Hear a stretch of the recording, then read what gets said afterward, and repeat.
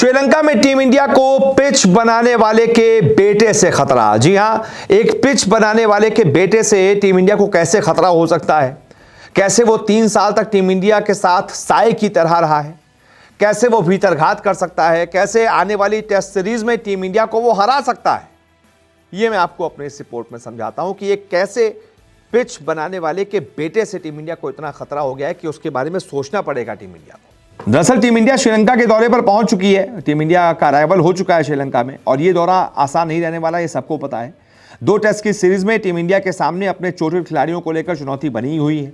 उसके अलावा सबसे बड़ी चुनौती वहां पिच बनाने वाले के बेटे के तौर पर भी मुंह बाय खड़ी है।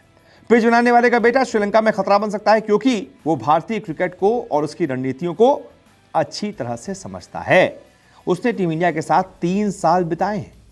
अब आप सोच रहे होंगे कि ये पिच बनाने वाला और उसका बेटा आखिरकार है कौन, तो हम आपको बताते हैं। हम यहां बात कर रहे हैं गुरु गैरी कर्स्टन की, जो अगले 2 साल के लिए श्रीलंका के नए हेड कोच बने हैं। गैरी कर्स्टन के पिता नोएल कर्स्टन केप टाउन के न्यूलैंड्स क्रिकेट ग्राउंड की पिच के क्यूरेटर थे। पिच क्यूरेटर से पहले नोएल फर्स्ट क्लास क्रिकेटर भी थे, लेकिन उनके बेटे गैरी कर्स्टन अपनी क्रिकेट को एक नई ऊंचाई तक ले गए। अपने जमाने के धाकड़ ओपनर रहे और क्रिकेट छोड़ने के बाद कोचिंग का रास्ता चुना और इस रोल में टीम इंडिया के साथ उनका जुड़ाव हुआ। गैरी कर्स्टन 3 साल तक टीम इंडिया के साथ रहे बतौर कोच। 2008 से 2011 तक उन्होंने टीम इंडिया की कोचिंग की। उनकी कोचिंग में ही 2 अप्रैल 2011 को टीम इंडिया ने वर्ल्ड कप जीता था। कर्स्टन की कोचिंग में टीम इंडिया ने टेस्ट में नंबर 1 टीम का तमगा भी हासिल किया था।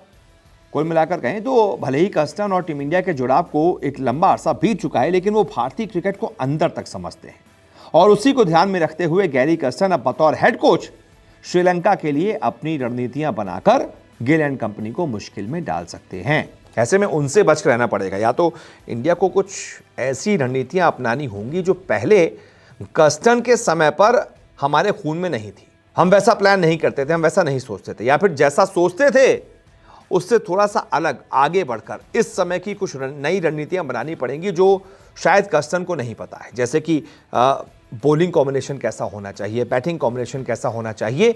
हमारा एक सेट पैटर्न चला आ रहा है। हम क्या सोचते हैं, क्या सोचकर बैटिंग और बॉलिंग चुनते हैं, ये अगर कोई हमारे साथ है तो पता चल जाता है। और ये तो 3 साल तक रहे थे, तो उनको ये पता होगा कि यार टीम इंडिया कैसी प्लेइंग 11 के साथ उतर सकती है, कितने स्पिनर्स उतार सकती है, कितने पेस ऑलराउंडर्स खिला सकती है, बैटिंग किस नंबर तक रख सकती है। उससे फ़ायदा क्या होता है कि सामने वाला कोच भी अपनी टीम को वैसे ही तैयार कर देता है, वैसे ही टीम उस टीम के हिसाब से बना देता है। अगर सामने वाले को पहले ही पता होगा कि हमारे पास कौन कौन से हथियार हैं, तो वो अपना डिफेंस वैसे ही पहले से तैयार कर लेगा। दिक्कत यहीं पर आ जाती है। तो ऐसे में इसी वजह से गैरी कर्स्टन से टीम इंडिया को बहुत बड़ा खतरा है। वो भले ही खेलेंगे नहीं, लेकिन वो खेल कर देंगे, बाहर बैठे बैठे खेल कर देंगे आपके साथ। तो ऐसे में टीम इंडिया को यह भी सोचना पड़ेगा और थोड़ा सा 2 कदम आगे चलना पड़ेगा सोच के मामले में। चाहे वो टीम कॉम्बिनेशन हो, ओपनर्स हो, मिडल ऑर्डर हो, स्पिनर्स हो, पेसर्स हो, कैसा कॉम्बिनेशन खिलाना है। ऐसा कॉम्बिनेशन खिलाना होगा कि सामने वाला चौंक जाए और आपको अपना बैलेंस भी बनाकर रखना होगा। तो ये बहुत बड़ी चुनौती है टीम इंडिया के लिए।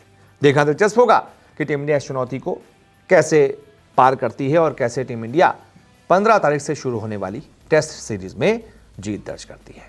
बहुत बहुत शुक्रिया इस रिपोर्ट को देखने के लिए।